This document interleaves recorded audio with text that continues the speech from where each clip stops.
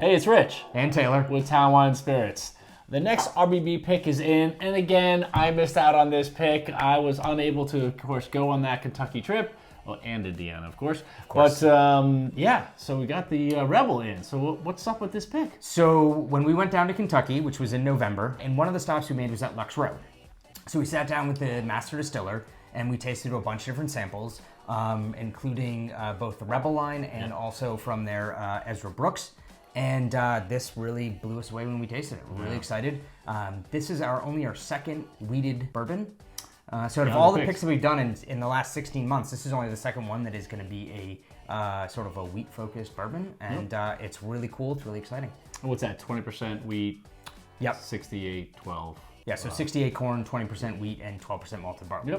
Yep. Aged for just about 5 months. Just about 5 months. This is aged about 5 years. Yes, exactly. It's their cask strength bottling, which they came out with about last year, and it's 60%, and we think it's dynamite. So again, the beauty here with these picks, which I love, there's such a uniqueness to the nose. It's funny, I think you had mentioned here very much like the cherry. I think as it's kind of opened up and aired out a little bit, it's definitely getting a little more complex. Yeah. The cherry is clearly there, but it's more to me the Luxardo cherry is a little bit more of that deeper, richer, a little bit of the sweetness that you get from there. But there's also a good amount of cinnamon coming across that nose. There is some cinnamon. There's like some little bit of wood spice. There's a little. It's a sweet cinnamon. Not like it's. I almost want to say it's like a hot tamale in a way. I'm getting a little bit of the spice, a little bit of the sweetness that's coming across.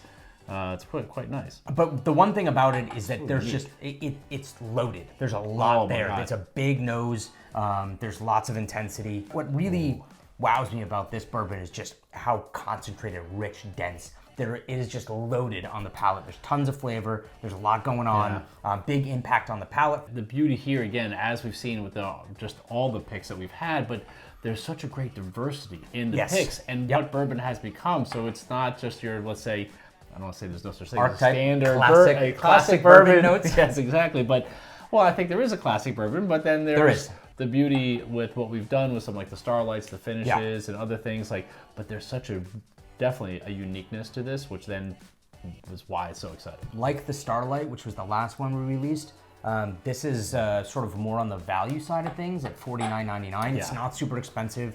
I think it's easily worth every penny.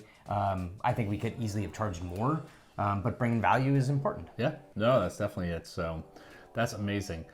Being released this Friday. Correct. 9 o'clock. Absolutely. So again, it is the next pick that in the middle of all your picks you've done, or roughly about that. So there's another 4 coming. Okay, check it out online.